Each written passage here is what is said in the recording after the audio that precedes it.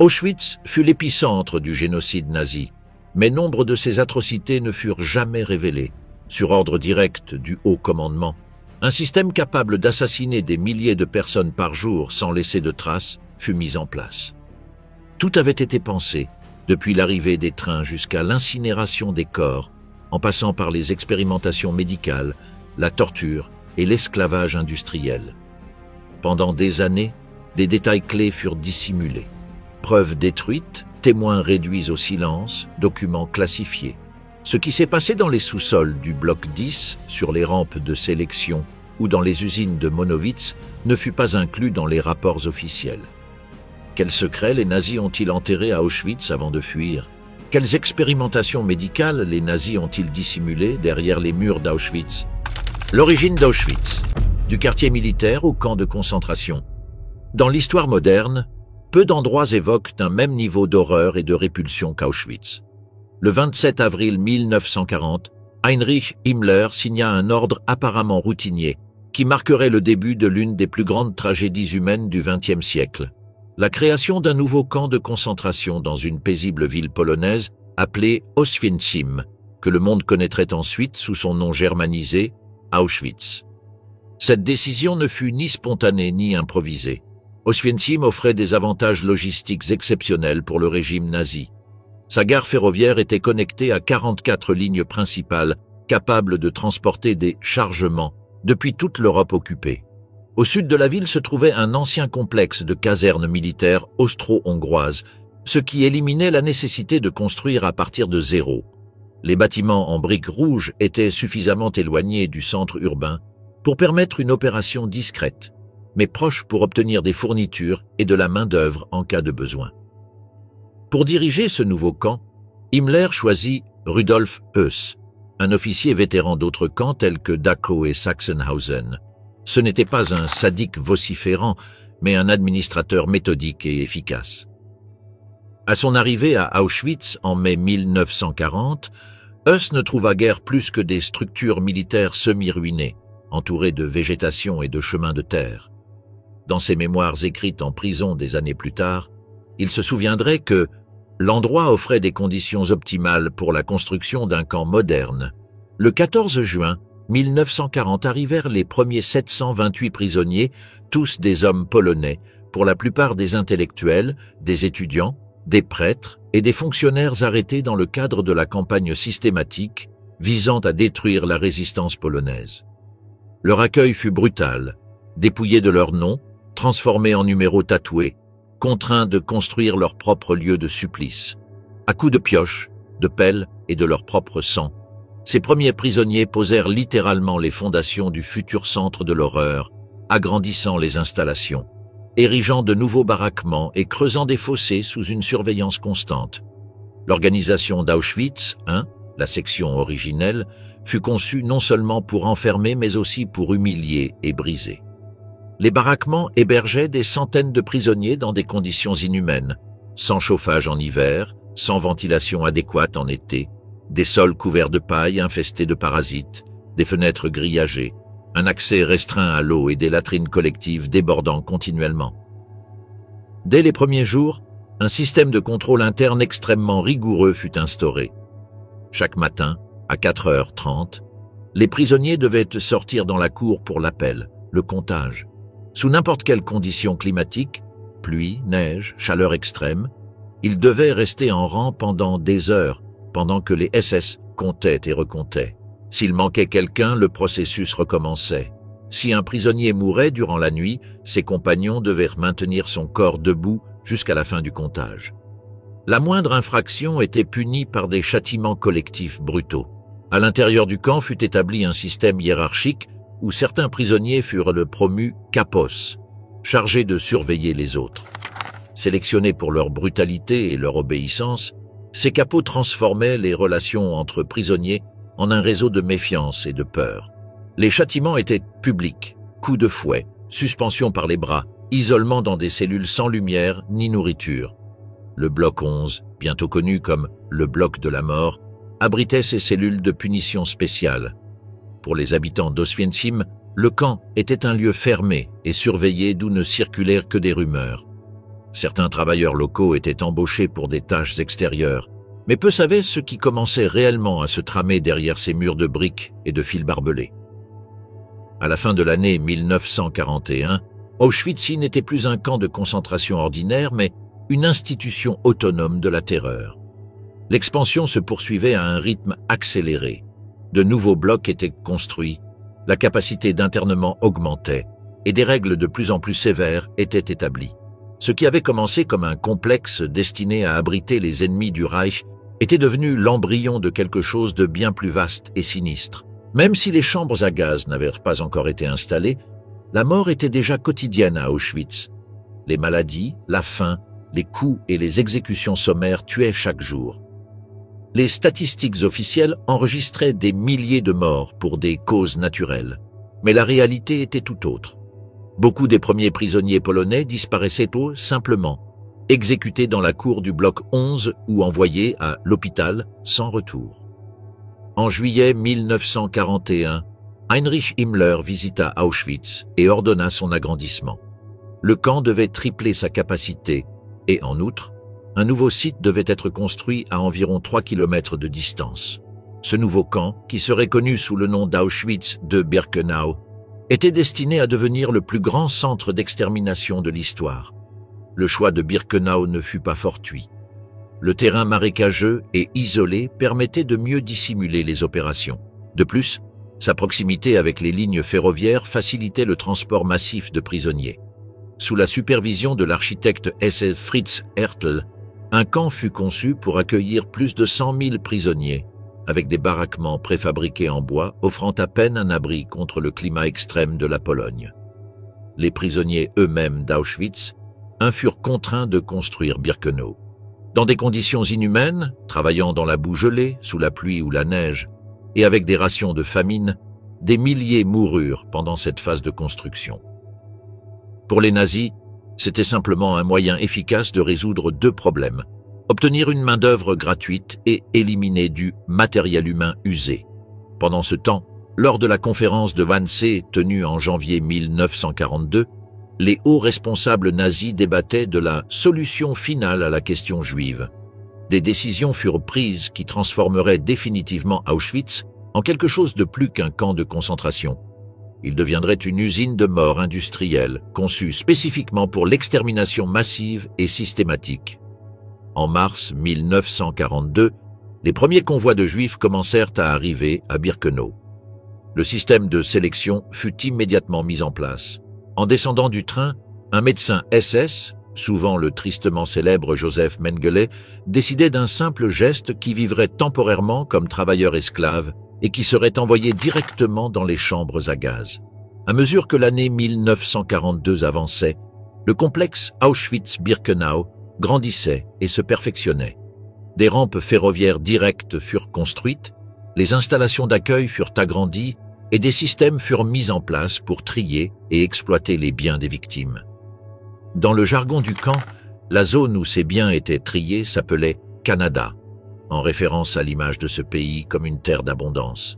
En 1943, Auschwitz était devenu une opération monstrueusement efficace. Les trains arrivaient régulièrement de toute l'Europe: France, Pays-Bas, Grèce, Italie, Hongrie, Tchécoslovaquie. Le complexe n'était plus seulement un lieu d'internement, mais le centre névralgique d'un génocide industrialisé. Ce qui avait commencé comme une ancienne caserne militaire s'était transformé en l'épicentre de l'un des crimes les plus atroces de l'histoire humaine. Dans cet environnement d'horreur croissante, des milliers d'histoires individuelles furent ensevelies, des noms remplacés par des numéros, des vies réduites en cendres, des familles entières effacées sans laisser de traces. La naissance d'Auschwitz fut le début de la fin pour des millions de personnes, et le commencement d'un chapitre que l'humanité lutte encore à comprendre dans toute son ampleur. Birkenau, le centre d'extermination le plus meurtrier du Troisième Reich. Au début de l'Holocauste, les nazis exterminaient par des fusillades massives, comme le faisaient les Einsatzgruppen dans les territoires soviétiques occupés. Cependant, cette méthode présentait des problèmes fondamentaux. Elle était lente, nécessitait trop de ressources humaines et, étonnamment, affectait le moral des bourreaux. Même pour les officiers les plus fanatiques, tirer directement sur des femmes et des enfants était psychologiquement perturbant. Il fallait quelque chose de différent. une technique d'assassinat non seulement plus rapide, mais aussi réduisant l'impact émotionnel sur ceux qui l'exécutaient. En 1941, la guerre contre l'Union soviétique modifia les plans initiaux du régime nazi. L'idée originale de déporter les Juifs vers des territoires lointains comme Madagascar fut abandonnée et la nécessité d'une solution finale devint plus urgente. Reinhard Heydrich, sur ordre d'Hitler, commença à élaborer un plan pour déporter les Juifs vers l'Est sous contrôle allemand. La guerre contre les Soviétiques était censée durer seulement quelques semaines, mais son prolongement fit évoluer la « solution finale » vers une politique d'extermination massive. Auschwitz était destiné à devenir le laboratoire de cette nouvelle ingénierie du génocide. Rudolf Höss, toujours attentif à améliorer l'efficacité de son camp, se retrouva confronté à un problème logistique. Les exécutions massives par fusillade étaient lentes et visibles. Il avait besoin d'une méthode plus discrète, plus rapide et nécessitant moins de personnel. La solution arriva sous la forme d'un pesticide appelé Zyklon B. Initialement utilisé pour désinfecter les baraquements et éliminer les poux, Höss découvrit que ces cristaux d'acide cyanhydrique étaient mortels pour les humains dans des espaces clos. Après un essai expérimental dans le sous-sol du bloc 11 avec des prisonniers soviétiques en septembre 1941, l'efficacité de la méthode fut confirmée. Le gaz tuait en moins de 20 minutes, sans contact direct entre bourreau et victime.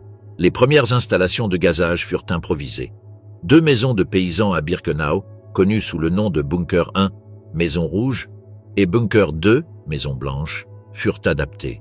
Les fenêtres furent murées, les portes renforcées pour les rendre hermétiques, et des ouvertures furent aménagées dans le toit pour introduire le gaz. Ces installations primitives pouvaient tuer des centaines de personnes par session, mais elles devinrent rapidement insuffisantes pour le volume de déportation que les nazis prévoyaient. En 1942, la machine de mort fit un saut qualitatif. L'entreprise allemande Topf & Son reçut la commande de concevoir et de construire 4 grands crématoires avec chambres à gaz intégrées à Birkenau. Les crématoires 2 et 3, installations jumelles, représentaient l'aboutissement de l'industrialisation de l'assassinat. Chacun possédait une chambre à gaz souterraine pouvant accueillir jusqu'à 2000 personnes, déguisées en salle de douche collective. À l'étage supérieur se trouvaient les fours crématoires, capables d'incinérer des milliers de corps quotidiennement. La conception incluait des éléments d'ingénierie macabre, des colonnes creuses recouvertes de treillis métalliques permettant aux SS d'introduire le Zyklon B sans entrer dans la salle, des systèmes de ventilation forcée permettant d'extraire le gaz en moins de 30 minutes pour préparer la charge suivante, des monte-charges pour transporter les cadavres de la chambre souterraine au four, et des rails spéciaux pour déplacer les corps plus efficacement. Les crématoires 4 et 5, construits plus tard, avaient une conception plus simple mais tout aussi mortelle. Leurs chambres à gaz étaient situées au niveau du sol et avaient une capacité moindre, mais accomplissaient la même fonction létale. Ensemble, les 5 crématoires de Birkenau, y compris le crématoire du camp principal, pouvaient traiter jusqu'à 4756 corps par jour, en pleine capacité. Parallèlement à cette évolution architecturale, le processus de tromperie massive se perfectionna également.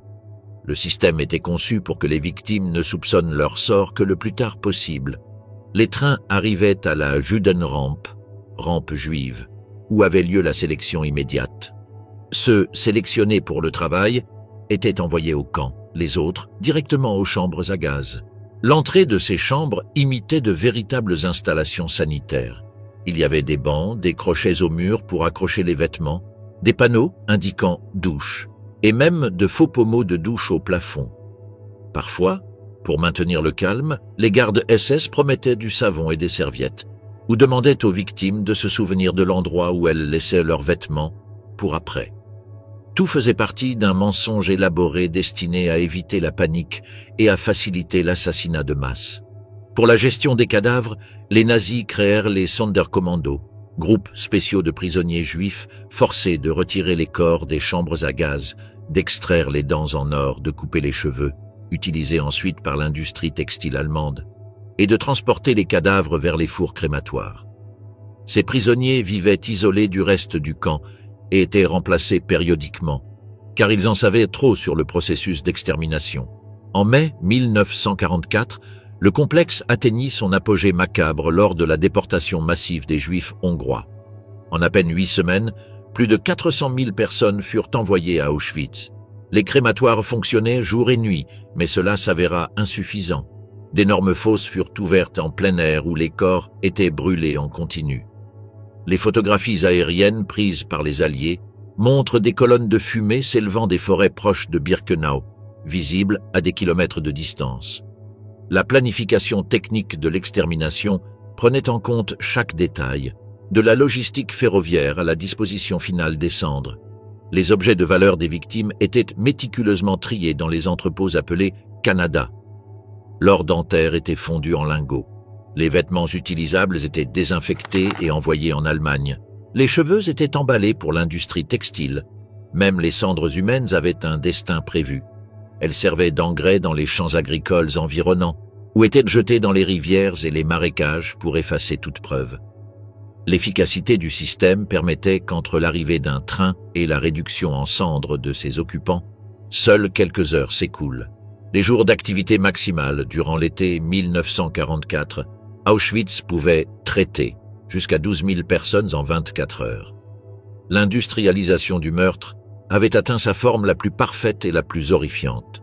À la fin de l'année 1944, face à l'avancée de l'armée rouge, les nazis commencèrent à démanteler les preuves. Ils firent sauter à la dynamite les crématoires 2, 3 et 5. Le 4 avait déjà été endommagé lors d'une révolte des Sonderkommando en octobre. Ils brûlèrent des documents, déterrèrent des fosses communes et broyèrent des os pour dissimuler l'ampleur réelle du crime. Cependant, la destruction ne fut pas complète. Les ruines des crématoires demeurèrent, ainsi que des milliers d'objets personnels et des preuves documentaires que les soviétiques découvrirent plus tard. L'évolution technologique d'Auschwitz-Birkenau représenta quelque chose de sans précédent dans l'histoire humaine. L'application de principes industriels et scientifiques modernes au meurtre de masse. Ce ne fut pas le résultat d'élans sauvages, mais d'une planification froide et méthodique. Ingénieurs, architectes, chimistes et médecins participèrent à la conception de cette machine de mort, démontrant que la technologie, sans éthique, peut devenir l'instrument le plus terrible. Ce développement glaçant ne se produisit pas du jour au lendemain, mais évolua sur plusieurs années, se perfectionnant continuellement. L'histoire d'Auschwitz est aussi celle de la manière dont l'ingéniosité humaine, lorsqu'elle se détache totalement de l'humanité, peut créer l'enfer sur Terre. Mécanisme de mort, gaz, balles et torture à Auschwitz. Dans la vaste machine de terreur qu'était Auschwitz-Birkenau, la mort ne se limitait pas à une seule méthode. Le complexe développa plusieurs techniques d'extermination, chacune avec sa propre logique perverse. Le mur noir, situé entre les blocs 10 et 11 d'Auschwitz I, devint l'un des premiers symboles de l'horreur. Ce simple mur de briques, recouvert de panneaux de bois pour absorber les balles, fut le théâtre de milliers d'exécutions individuelles. Les prisonniers y étaient conduits nus, obligés de s'agenouiller, et exécutés d'une balle dans la nuque. L'officier SS Gerhard Palitsch, connu pour sa précision, se vantait de pouvoir tuer jusqu'à 250 personnes en une journée sans gaspiller de balles. Le bloc 11, aussi appelé le bloc de la mort, abritait les cellules de punition les plus redoutées du camp. Le sous-sol contenait plusieurs types de cellules conçues spécifiquement pour la souffrance. Les Stezellen, cellules où il fallait rester debout, où 4 prisonniers devaient rester debout toute la nuit dans un espace d'à peine 1 mètre carré, des cellules d'obscurité totale, et des cellules de famine, où les prisonniers étaient abandonnés sans nourriture ni eau jusqu'à mourir. L'un des cas les plus connus du bloc 11 fut celui du prêtre catholique Maximilian Kolbe, qui se porta volontaire pour mourir à la place d'un père de famille. Après 2 semaines passées dans la cellule de famine, Kolbe était encore vivant, si bien qu'il fut finalement exécuté par une injection de phénol directement dans le cœur, une autre méthode courante d'exécution dans le camp. Les injections létales devinrent un moyen discret et efficace d'éliminer les prisonniers problématiques ou malades. Le phénol, injecté directement dans le cœur ou dans les veines, causait une mort presque instantanée. Cette méthode était privilégiée pour vider l'infirmerie du camp lorsqu'on avait besoin de lits. Un infirmier SS, Joseph Clair, se spécialisa dans ces injections, tuant jusqu'à 60 personnes par jour. Mais la dimension la plus sinistre de l'horreur d'Auschwitz se trouvait au bloc 10, où Joseph Mengele et d'autres médecins réalisaient des expériences pseudo-scientifiques sur des prisonniers vivants. Mengele, connu sous le surnom de Ange de la Mort, arriva à Auschwitz en mai 1943 et établit rapidement son propre laboratoire de recherche raciale. Son obsession principale concernait les jumeaux, qu'il considérait comme la clé pour comprendre la génétique et améliorer la race aryenne. Lors de l'arrivée de nouveaux convois, Mengele parcourait personnellement la rampe à la recherche de paires de jumeaux, surtout d'enfants. On estime qu'il expérimenta sur au moins 1500 paires, dont à peine 200 individus survécurent. Les expériences de Mengele comprenaient des injections de substances chimiques dans les yeux pour tenter d'en changer la couleur, des transfusions sanguines entre jumeaux, des amputations et des tentatives de création de jumeaux siamois en cousant des enfants par le dos. Si l'un des jumeaux mourait pendant une expérience, l'autre était immédiatement tué pour procéder à des autopsies comparatives. Un autre centre d'intérêt de Mengele était constitué par les personnes présentant des malformations physiques. La famille Ovitz, un groupe de juifs roumains atteints de nanisme et travaillant comme musiciens, fit l'objet d'une fascination particulière. Il leur préleva de la moelle osseuse, des dents et du sang et les soumit à des irradiations. Étonnamment, les 7 frères et sœurs Ovitz survécurent et purent témoigner après la guerre des atrocités qu'ils avaient subies. Le docteur Karl Kloberg réalisait des expériences de stérilisation massive dans ce même bloc. Il injectait des substances chimiques caustiques dans l'utérus de femmes juives, provoquant des inflammations extrêmes et souvent la mort. Son objectif était de développer une méthode économique pour stériliser des populations indésirables, sans intervention chirurgicale. Dans une lettre à Himmler, Kloberg affirma que sa méthode permettrait de stériliser plusieurs centaines, voire 1000 femmes par jour. Pendant ce temps, le docteur Horst Schumann utilisait des rayons X en dose létale sur les organes génitaux des prisonniers, en particulier des Roms, pour étudier les effets de la radiation sur la stérilité. Les victimes développaient de graves brûlures, des tumeurs et beaucoup mouraient des suites de l'irradiation. Ceux qui survivaient étaient ensuite castrés chirurgicalement pour examiner les lésions tissulaires. Pour ceux qui ne mouraient pas dans les chambres à gaz ou à cause des expériences, il y avait la mort par le travail. Le régime de travail à Auschwitz était conçu pour détruire progressivement le prisonnier. Dans les carrières d'Auschwitz, on obligeait les prisonniers à porter des pierres de plus de 50 kilos en montant une échelle de 186 échelons. L'espérance de vie dans ces commandos de travail était de quelques semaines. À Birkenau, le commando de drainage travaillait dans les marécages environnants, avec de l'eau jusqu'aux genoux même en hiver. Le typhus, la dysenterie et la pneumonie tuaient ceux que l'épuisement n'avait pas encore consumés. Lorsque les prisonniers tombaient malades ou s'affaiblissaient trop, ils étaient sélectionnés pour les chambres à gaz lors des inspections régulières. La torture psychologique complétait la souffrance physique. Les sélections aléatoires maintenaient les prisonniers dans une terreur constante. Ils ne savaient jamais quand ils seraient envoyés dans les chambres à gaz pour sembler faibles ou malades. La séparation des familles, voir mourir ses proches, être témoin d'atrocités quotidiennes et perdre toute dignité humaine détruisait la volonté de vivre avant même que le corps ne cède. Auschwitz servait aussi de centre d'expérimentation pour des méthodes d'exécution de masse. Avant d'adopter le Zyklon B, les nazis expérimentaient avec le monoxyde de carbone, utilisé dans d'autres camps comme Belzec, des explosifs et même des poisons injectés dans le pain.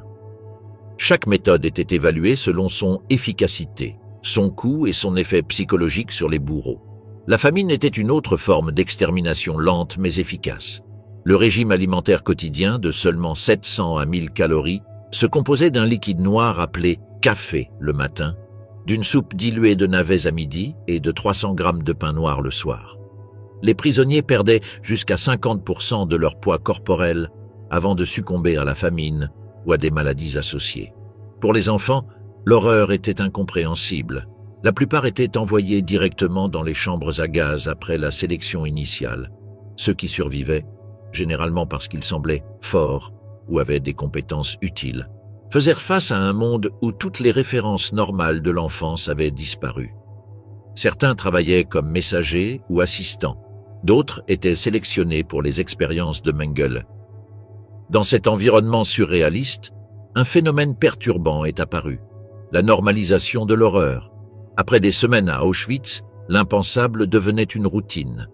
Voir des cadavres empilés chaque matin, être témoin des sélections, sentir la fumée des crématoires, tout cela faisait partie d'une nouvelle normalité perverse que les prisonniers devaient accepter pour préserver leur santé mentale immédiate, bien que cette adaptation détruisait souvent leur capacité à se réadapter s'ils survivaient.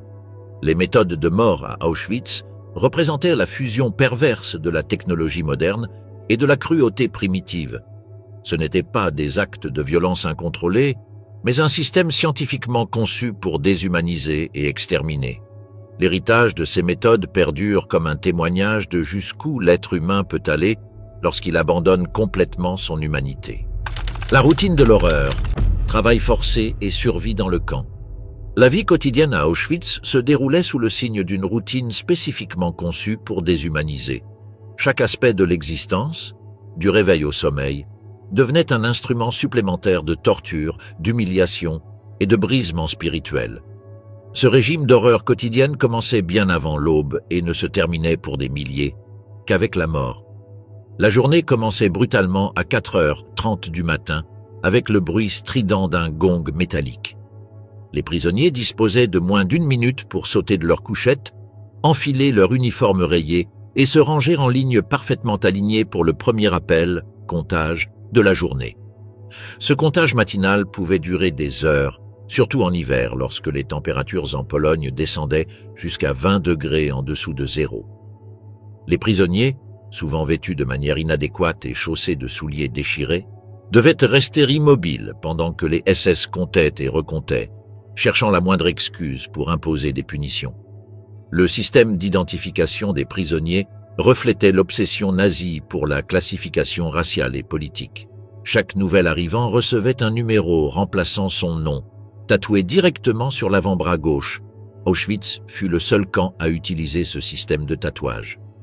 De plus, un triangle de couleurs leur était attribué pour indiquer leur catégorie, rouge pour les prisonniers politiques, vert pour les criminels, noir pour les asociaux, y compris les Roms, rose pour les homosexuels, violet pour les témoins de Jéhovah et jaune en forme d'étoile de David pour les Juifs.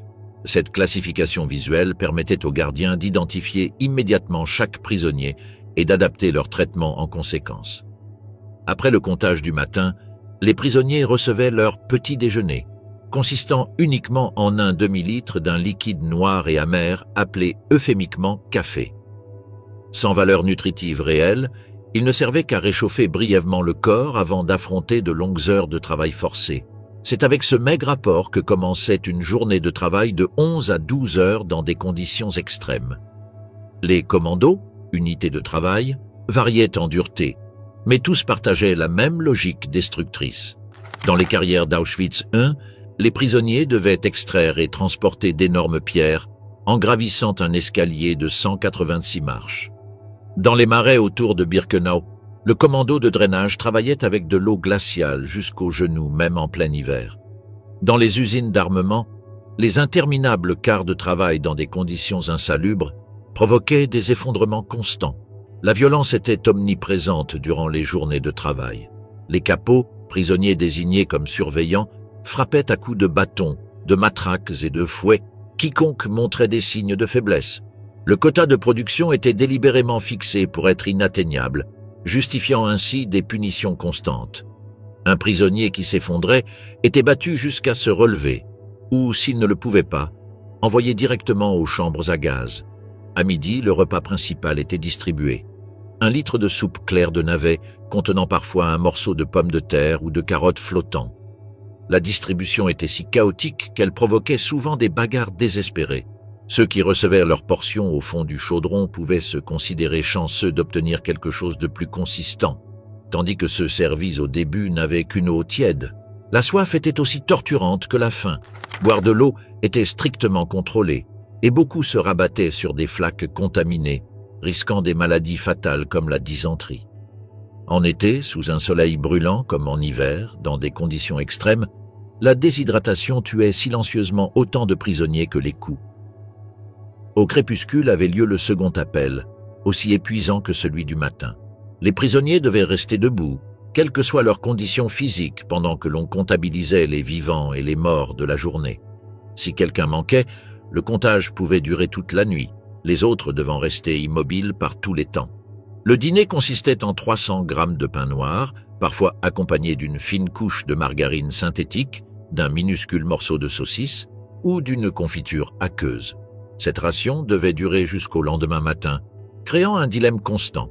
Tout manger immédiatement pour apaiser la faim ou en garder une partie pour l'aube suivante.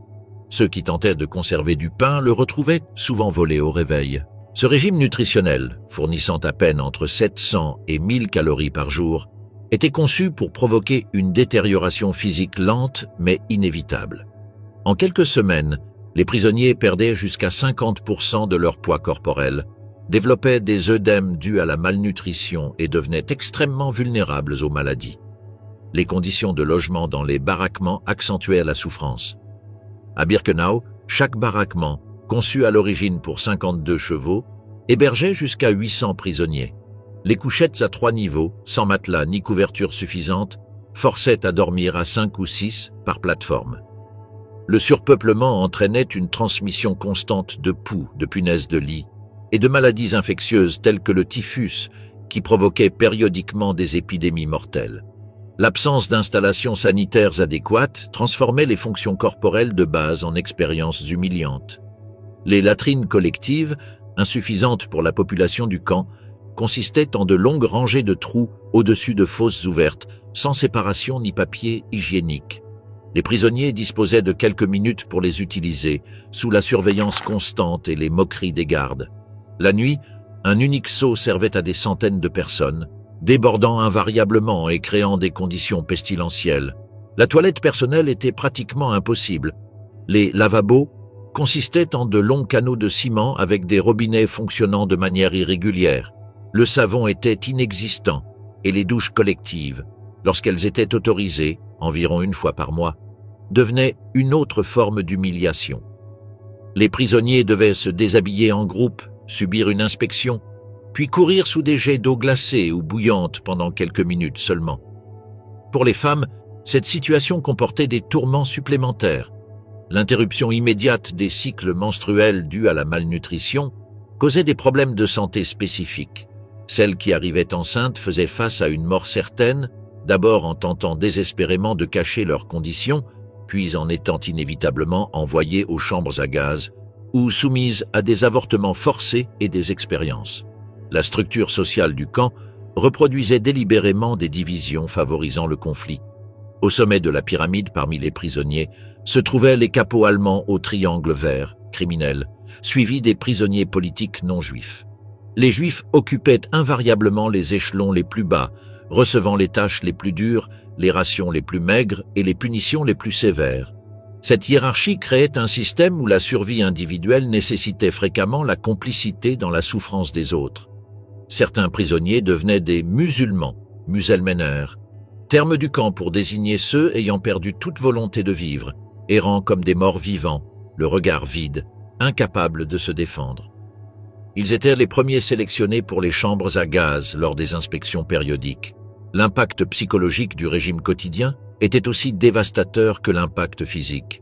La perte d'identité commençait avec la substitution du nom par un numéro, se poursuivait avec l'uniforme déshumanisant et s'achevait par des humiliations constantes, ordres contradictoires, punitions arbitraires et obligation d'assister à des exécutions publiques détruisaient toute sensation de prévisibilité ou de contrôle sur son propre destin.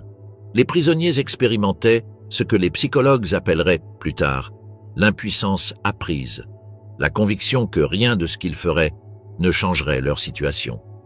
Ce désespoir menait à la reddition mentale, prélude à la mort physique. Le suicide, en se jetant contre les clôtures électrifiées, connu sous le nom de « toucher le fil », n'était pas rare. Cependant, même dans cet enfer quotidien, surgissaient des actes extraordinaires de résistance humaine. Des réseaux clandestins partageaient de la nourriture avec les plus faibles. Des médecins prisonniers, avec des ressources minimales, tentaient de soigner les maladies. Des prêtres et des rabbins organisaient des cérémonies secrètes. Des artistes dessinaient, des musiciens jouaient de mémoire, des poètes récitaient des vers. Préserver sa dignité devenait un acte de rébellion. Primo Levi, chimiste italien et survivant d'Auschwitz, décrivit dans ses mémoires comment même les gestes les plus minimes, se laver quotidiennement malgré l'épuisement, rester mentalement actif, conserver un bouton sur son uniforme, constituaient des formes de résistance contre la machine déshumanisante. Dans ce contexte surréaliste, un phénomène perturbant surgissait, la normalisation de l'horreur. Après quelques semaines à Auschwitz, l'impensable devenait routinier. Voir des cadavres empilés chaque matin, assister aux sélections, sentir la fumée des crématoires, tout s'intégrait dans une nouvelle normalité perverse que les prisonniers devaient accepter pour préserver leur santé mentale immédiate, même si cette adaptation détruisait fréquemment leur capacité de se réadapter s'ils survivaient. Les gardes SS administrant ce système infernal développaient leur propre routine. Ils vivaient dans des maisons familiales confortables à quelques mètres du camp, avec des domestiques sélectionnés parmi les prisonnières. Leurs enfants fréquentaient des écoles ordinaires. Le soir, ils pouvaient assister à des concerts interprétés par l'orchestre du camp, composé de musiciens prisonniers jouant des marches joyeuses, tandis que leurs compagnons marchaient vers le travail ou la mort. Cette dualité macabre, la banalité de la vie quotidienne des bourreaux face à la souffrance extrême des victimes, caractérisait le fonctionnement d'Auschwitz. Rudolf Höss, commandant du camp, vivait avec sa femme et ses enfants dans une maison avec jardin à quelques mètres des crématoires. Dans ses mémoires ultérieures, il décrivit comment il séparait son travail de sa vie familiale, comme si exterminer des personnes était comparable à n'importe quelle autre occupation. Ainsi se déroulait la vie à Auschwitz, une existence suspendue entre la mort et quelque chose de pire que la mort, où chaque aube représentait une victoire momentanée, mais aussi le début d'un autre cycle de souffrance. Pour l'immense majorité, cette routine d'horreur se terminait dans les chambres à gaz ou par épuisement. Pour les rares survivants, cet enfer quotidien laisserait des cicatrices indélébiles, non seulement dans leur corps, mais dans les recoins les plus profonds de leur compréhension de la nature humaine. Économie du génocide, I.G. Farben et l'esclavage industriel à Auschwitz. Auschwitz n'était pas seulement une usine de mort, c'était aussi une usine au sens le plus littéral, un complexe industriel où la souffrance humaine se transformait en matière première au service du profit économique. À seulement 5 kilomètres des chambres à gaz de Birkenau s'élevait Monowitz, Auschwitz III, une installation industrielle où le conglomérat chimique allemand I.G. Farben établit l'une des alliances d'affaires les plus sombres de l'histoire moderne. I.G. Farben, Interessengemeinschaft Farben Industrie AG, était un géant formé en 1925 par la fusion de 6 entreprises chimiques allemandes, dont Bayer, BASF et Hoechst. Avant la guerre, il contrôlait 90% de la production chimique allemande et était la 4e plus grande entreprise du monde. Lorsque Hitler arrive au pouvoir, I.G. Farben y vit une opportunité d'expansion. L'entreprise ne se contenta pas de s'adapter au régime nazi, elle s'intégra activement à ses objectifs idéologiques et militaires. La décision de construire une usine à Auschwitz fut stratégique. En 1940, l'Allemagne faisait face à des blocus commerciaux limitant son accès au caoutchouc naturel, essentiel pour la machine de guerre. I.G. Farben avait développé un procédé pour produire du caoutchouc synthétique, Buna, à partir de charbon. Après avoir évalué plusieurs emplacements, les dirigeants choisirent Auschwitz pour 3 avantages décisifs. L'abondance d'eau du fleuve Sola, la proximité des mines de charbon de Silésie et surtout l'accès illimité à de la main-d'œuvre esclave provenant du camp de concentration. Le projet reçut le nom de Buna-Werke et nécessitait un investissement initial de 900 millions de Reichsmark, soit environ 250 millions de dollars actuels. L'accord signé entre I.G. Farben et les SS en février 1941 stipulait que l'entreprise paierait entre 3 et 4 marks par jour pour chaque prisonnier, selon sa qualification, une fraction du salaire normal. Ces paiements allaient directement dans les caisses des SS, non aux travailleurs, qui ne recevaient que coups et rations de famine. La construction de Monowitz débuta en avril 1941. En juillet de cette année-là, 1300 prisonniers y travaillaient déjà. Un an plus tard, ils étaient 3700. En 1944, au sommet de son fonctionnement, plus de 11 000 esclaves travaillaient simultanément dans l'usine. Les conditions étaient dévastatrices. Journées de 12 heures, sans équipement de protection, sous la surveillance constante des gardes SS et de capos particulièrement brutaux. Les prisonniers construisaient l'usine à la main, transportant des matériaux lourds, mélangeant du ciment, érigeant des structures métalliques. Le travail se faisait par tous les temps, du brûlant été aux hivers polaires. Ceux qui s'effondraient d'épuisement étaient battus jusqu'à se relever ou, incapables de continuer, renvoyés à Birkenau pour être gazés. Le taux de mortalité était si élevé qu'I.G. Farben décida de construire son propre sous-camp pour éviter le transport entre Birkenau et l'usine. Ainsi naquit officiellement Auschwitz III Monowitz en octobre 1942. Ce camp comportait des baraquements, des fils barbelés et des tours de guet, mais pas de chambres à gaz propres. Les sélectionnés étaient envoyés à Birkenau pour y être éliminés. C'était un système calculé où les corps humains devenaient des ressources jetables. Pour I.G. Farben, ce modèle représentait une efficacité macabre. Lorsqu'un travailleur mourait, il suffisait de demander un remplaçant au SS. Pas d'indemnité, pas d'assurance maladie, pas de pension, pas de vacances. Les malades étaient éliminés, non soignés. D'un strict point de vue commercial, c'était l'exploitation poussée à son extrême pervers. Des travailleurs littéralement utilisés jusqu'à la mort sans conséquences économiques négatives pour l'entreprise. Les dirigeants d'I.G. Farben connaissaient parfaitement les conditions de leurs employés. Des cadres comme Otto Ambros, Fritz Termeer et Heinrich Bütefisch visitaient régulièrement l'usine. Ils voyaient les corps émaciés, les uniformes rayés, les coups. Les bureaux administratifs de l'entreprise avaient vue directe sur les zones de travail. Ils ne pouvaient plaider l'ignorance comme ils tenteraient de le faire après la guerre. Le médecin de l'usine, SS Hauptsturmführer Hans Wilhelm König, réalisait des sélections régulières pour identifier les travailleurs affaiblis. Ceux qui étaient marqués recevaient un cercle rouge sur l'uniforme, étaient chargés dans des camions et envoyés aux chambres à gaz. Le système était si calculé qu'I.G. Farben négociait même avec les SS pour obtenir des travailleurs plus robustes et plus qualifiés, utiles à la production. Paradoxalement, l'usine de Buna ne produisit jamais un seul kilo de caoutchouc synthétique. Les bombardements alliés, des problèmes techniques et l'inefficacité même du travail forcé retardèrent continuellement sa mise en service complète. Pourtant, d'autres installations d'I.G. Farben fonctionnaient à plein régime, produisant des carburants synthétiques, des matériaux explosifs, des gaz toxiques et des médicaments pour la Wehrmacht. Une autre dimension sombre de la participation d'I.G. Farben fut son lien avec le Zyklon B. Bien qu'il n'ait pas été développé à l'origine comme arme d'extermination mais comme pesticide, son usage létal dans les chambres à gaz relie directement l'entreprise au génocide. La société Degesch, filiale contrôlée à 42,5% par I.G. Farben, produisait le Zyklon B utilisé à Auschwitz. Les dirigeants de Degesch connaissaient parfaitement le destin de leurs produits, au point de modifier sa formule pour en éliminer l'agent odorant d'alerte qu'il contenait initialement. I.G. Farben ne fut pas la seule entreprise à bénéficier d'Auschwitz. Krupp établit des ateliers de production d'artillerie. Siemens utilisa de la main-d'œuvre esclave pour fabriquer des composants électriques. AEG, Telefunken et des dizaines d'autres entreprises allemandes plus petites participèrent également au système d'exploitation. Ces entreprises formaient un écosystème économique où l'extermination et la production étaient parfaitement intégrées. L'intégration entre économie et génocide se manifestait également par la récupération méticuleuse des biens des victimes. Dans la zone connue sous le nom de Canada, on classait méthodiquement valises, vêtements, chaussures, lunettes, prothèses, bijoux et autres objets personnels des déportés. L'or dentaire extrait des cadavres était fondu en lingots.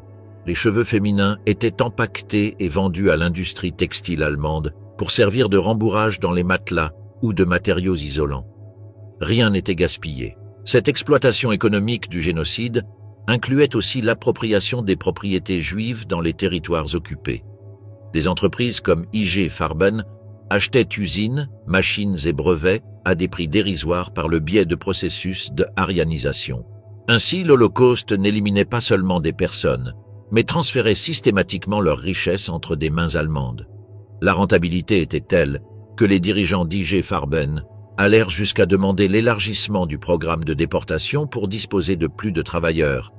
Dans un mémo d'avril 1941, le directeur de la construction de l'usine de Bounawerk demandait spécifiquement d'augmenter l'allocation de prisonniers et d'améliorer leurs conditions minimales, non par humanité, mais pour maintenir la productivité. Lorsque les Juifs hongrois commencèrent à être déportés massivement à Auschwitz en mai 1944, I.G. Farben reçut un nouveau contingent de travailleurs. À ce moment-là, la guerre était pratiquement perdue pour l'Allemagne, mais la machine de mort et d'exploitation continuait à fonctionner avec une précision bureaucratique. Même lorsque les Alliés bombardèrent certaines parties de l'usine de Monowitz en août 1944, la production continua dans d'autres sections. Cette symbiose entre entreprises privées et extermination étatique soulève des questions éthiques fondamentales sur la complicité des entreprises. I.G. Farben ne fut pas une victime des circonstances, ni une entité contrainte par le régime nazi. Ce fut un participant enthousiaste qui vit dans l'Holocauste une opportunité commerciale. Ses dirigeants, formés dans des universités prestigieuses, titulaires de doctorats et vivant en familles respectables, prirent des décisions consciemment cruelles motivées par le profit économique et l'avancement professionnel. Après la guerre, en 1947, 24 dirigeants d'I.G. Farben furent jugés à Nuremberg dans un procès spécifique pour crimes d'entreprise. Les preuves étaient accablantes, contrats signés avec les SS, visites documentées à Auschwitz, mémos internes sur l'utilisation de la main-d'œuvre esclave. Étonnamment, les peines furent légères. Seulement 13 furent condamnés à des peines allant de 18 mois à 8 ans de prison. La majorité fut libérée prématurément pendant la guerre froide.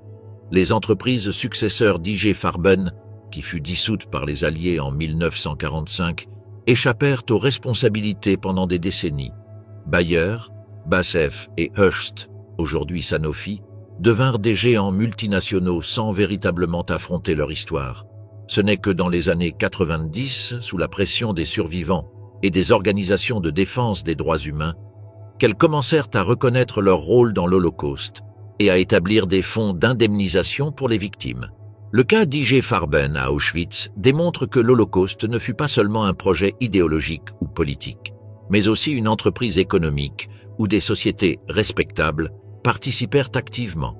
L'efficacité industrielle allemande, si admirée mondialement, fut appliquée ici non seulement à la production, mais aussi à l'extermination humaine. La même mentalité qui optimisait les procédés chimiques optimisait également la souffrance et la mort. Cette dimension économique de l'Holocauste a souvent été éclipsée par l'accent mis sur les aspects idéologiques ou militaires. Pourtant, comprendre la complicité des entreprises est essentiel pour saisir l'ampleur du crime. L'Holocauste n'aurait pas été possible sans la participation active d'ingénieurs, de chimistes, de comptables, d'administrateurs et de dirigeants qui mirent leur expertise technique au service du génocide. Auschwitz, en tant qu'entreprise, nous oblige à repenser la relation entre économie et éthique. Lorsque le profit devient la seule valeur, lorsque l'efficacité opère sans limite morale, lorsque les êtres humains sont réduits à des ressources sur un tableur, la porte de l'abîme est ouverte. I.G. Farben et Auschwitz représentent l'exemple extrême de cette déshumanisation économique, mais leurs échos résonnent dans de nombreuses pratiques d'entreprises contemporaines. La leçon de Monowitz perdure comme un avertissement. La civilisation technique et entrepreneuriale, sans fondement éthique, peut devenir complice des pires atrocités. L'horreur n'arrive pas toujours avec des uniformes et des drapeaux idéologiques. Parfois, elle vient avec des costumes élégants, des bilans financiers et la froide logique de la maximisation du profit. L'effondrement de l'enfer, marche de la mort et libération du camp. À l'été 1944, alors que les armées soviétiques avançaient vers la Pologne, la machine d'extermination d'Auschwitz atteignait son apogée macabre. Paradoxalement, alors que la défaite allemande devenait inévitable, le rythme des assassinats s'accéléra. Entre mai et juillet, plus de 400 000 juifs hongrois furent déportés à Auschwitz. Les crématoires fonctionnaient jour et nuit et furent tout de même insuffisants, forçant les nazis à brûler les corps dans d'immenses fosses à ciel ouvert. En octobre, avec le front oriental dangereusement proche, l'administration SS commença à planifier l'évacuation et la dissimulation des preuves. Les autorités nazies émirent des ordres stricts. Aucun prisonnier ne devait tomber vivant entre les mains soviétiques afin d'éviter tout témoignage sur ce qui s'était passé. Heinrich Himmler, architecte de l'Holocauste, déclara explicitement « La solution finale est notre page de gloire jamais écrite et jamais à écrire ». Le démantèlement méthodique du camp commença par la destruction des documents administratifs. Des milliers de registres furent brûlés, bien que, heureusement, les responsables du camp n'eurent pas le temps de tous les éliminer. Les Sonderkommando furent contraints d'exhumer des fosses communes, de brûler les restes, de broyer les ossements non consumés par le feu et de disperser les cendres dans les rivières et marécages voisins. Les preuves physiques du génocide devaient disparaître complètement. En novembre 1944, Himmler ordonna l'arrêt des gazages. Cette décision ne répondait pas à des considérations humanitaires, mais à des calculs pragmatiques. Il tentait d'établir des contacts avec les alliés occidentaux pour négocier une paix séparée, se présentant comme un interlocuteur raisonnable. Les installations commencèrent à être démantelées. Le crématoire 4, endommagé lors de la révolte des Sonderkommando en octobre, ne fut pas réparé. Les crématoires 2 et 3 furent partiellement dynamités en janvier 1945. Simultanément, débuta l'évacuation des prisonniers encore capables de marcher. Pour éviter qu'ils ne tombent aux mains soviétiques, environ 60 000 détenus furent forcés de quitter le camp dans ce qui sera connu sous le nom de « Marche de la mort ». La première grande évacuation commença le 18 janvier 1945, quelques jours à peine avant l'arrivée de l'armée rouge. Des colonnes de prisonniers émaciés, vêtus de minces uniformes rayés, furent conduites à pied vers l'ouest en plein hiver polonais. Ces marches représentaient le dernier cercle de l'enfer d'Auschwitz, avec des températures atteignant moins 20 degrés Celsius, sans nourriture adéquate, sans chaussures adaptées ni abris, des milliers moururent d'hypothermie, d'épuisement, ou furent exécutés par des gardes impatients lorsqu'ils ne pouvaient maintenir le rythme. Ceux qui tombaient étaient immédiatement abattus. Les routes furent jonchées de cadavres gelés, parfois figés dans des postures grotesques révélant leurs derniers instants d'agonie. L'évacuation ne répondait à aucune nécessité militaire réelle. À ce moment-là, beaucoup de prisonniers étaient si affaiblis qu'ils ne représentaient ni menace ni valeur en tant que main-d'œuvre. Leur mort était le seul objectif. Certains gardes SS, sachant qu'ils seraient considérés comme criminels de guerre à la fin du conflit, se livrèrent à des cruautés particulières, transformant les marches en occasion d'exercer une brutalité gratuite. Les survivants furent transférés vers d'autres camps à l'intérieur du Reich, agonisants. Grossrosen, Buchenwald, Dachau, Mauthausen. Le voyage se faisait souvent dans des wagons ouverts, exposés aux éléments. À leur arrivée, beaucoup de convois comptaient plus de morts que de vivants. On estime qu'au moins 15 000 personnes périrent lors de ces évacuations, ultime tribut sanglant du système concentrationnaire nazi. Tandis que la majorité des prisonniers étaient évacués, environ 7 000 furent laissés derrière à Auschwitz. C'étaient les plus malades, les mourants, ceux incapables de marcher. Selon le plan initial, ils devaient être exécutés avant la retraite finale des SS, mais la rapidité de l'avance soviétique empêcha l'accomplissement de ce dernier crime. Les gardes prirent la fuite précipitamment, abandonnant ces « muselmann », comme on appelait dans le jargon du camp les prisonniers réduits à l'état de squelettes ambulants.